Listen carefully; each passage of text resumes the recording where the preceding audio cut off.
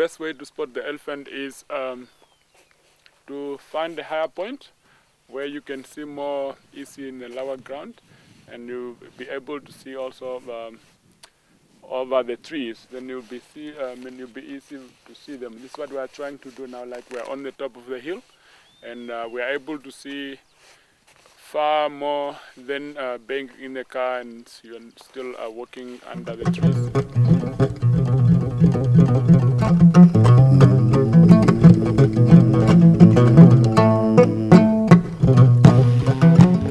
In 1997 I arrived in the desert, and in that time period the elephants slowly started returning into the area. At first one big bull fur trucker came in and he left after a while, and then eventually brought back more elephant herds.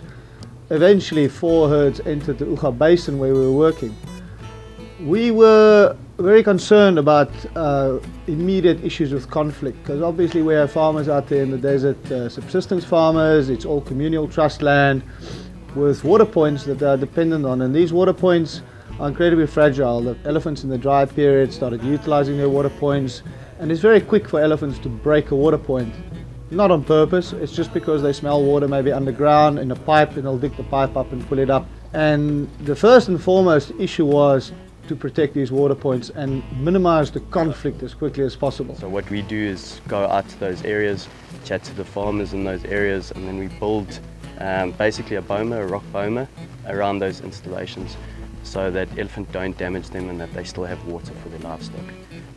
But obviously as elephants go into those community areas, there's quite a lot of conflict with the people themselves.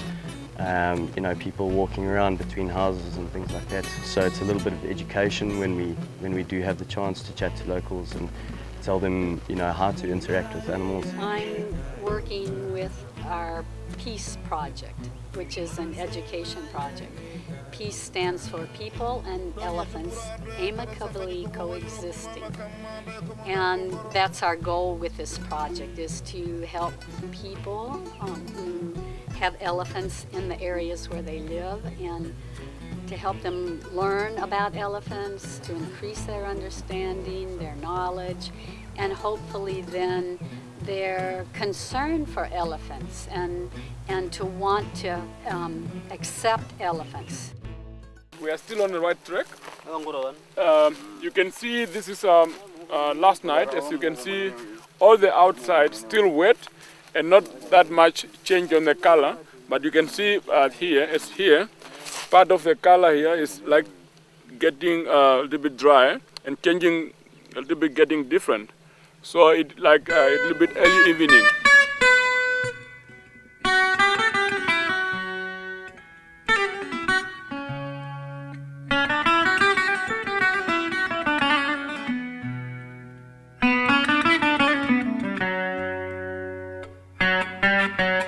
I wanted to come to figure out whether conservation was what I wanted to do as a job for the rest of my life. I wanted to do something different, therefore I asked for a kind of career break, which will last 8 months now. I needed a little time out for my job, so I was looking for this travelling. I was really interested in doing voluntary work abroad, so I typed in, just into the internet, voluntary work abroad, and the site for EHRA came up. Every 2 weeks is separated into the build week, which is the first week, and the patrol week, which is the second. The build week, the first 3 build weeks was building walls.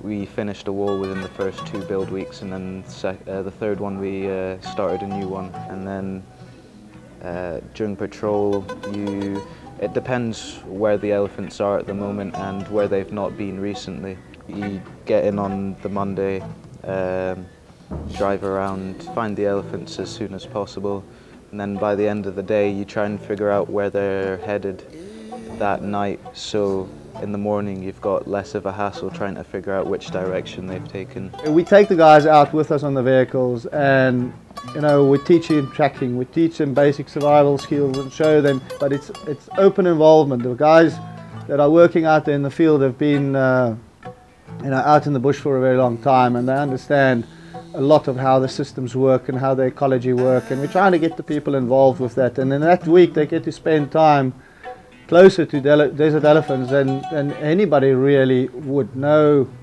there's very few tourism capacities that can deal with it like that. You go out, see elephants, riding on a truck, which is going bumpy, nearly like going all over the desert, seeing all different wild animals. And at home I'd just be working 9 till 5. You set up camp and like you're just driving along after seeing the elephants or wherever, and you're just like, that seems like a good tree. There we go. Pull the car up to it, unload everything, just get camp set up and make a fire, cook some food, and just sit there and have a cold drink, and then just lie down in your bedroll and look up at the stars, and there's nothing like it whatsoever. Obviously our first priority is to keep every volunteer as safe as possible. We're never going to put volunteers in dangerous positions or situations. Part and parcel of why I'm here is because I have a lot of experience dealing with game, so that if I get into a situation where game is around, if elephants walk into camp, then I can assess that situation and I can get volunteers in a good position out of the way that doesn't endanger them and doesn't endanger the elephants at all either. It's just a great experience, and I don't know anyone who hasn't liked this project. It's just really amazing. Yeah, you do a bit of work in, which sometimes is a bit hard, it's like heavy lifting, but it's just an amazing experience and you have so much fun and great laughs. I've learned a lot from basically, let's say, basic knowledge, like how to enjoy the nature, the surrounding, how to make a fire, how to cook for the other ones, how to have, as I said already, have a direct impact on local population. To me it's very important the experience the volunteers actually go through themselves on the ground.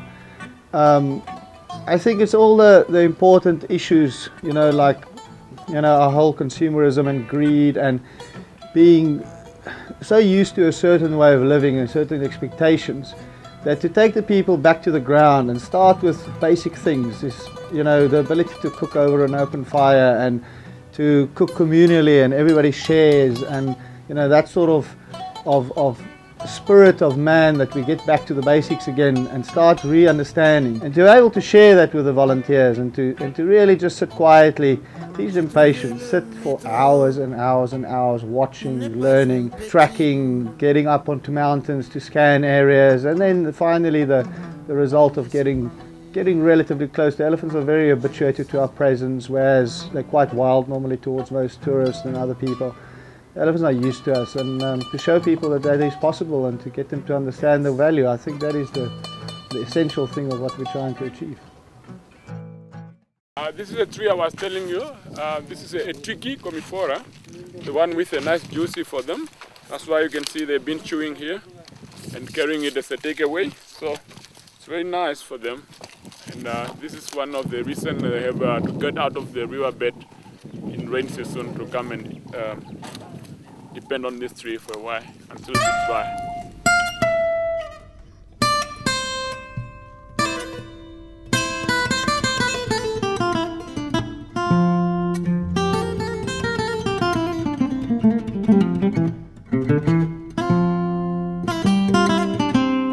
On really a more personal level, because I feel like I'm more closely involved in conservation, actually, and really doing something that can help the people. Humans want everything, and we fail to understand that, you know, only human that can multiply, but Mother Earth, planet Earth, doesn't do that.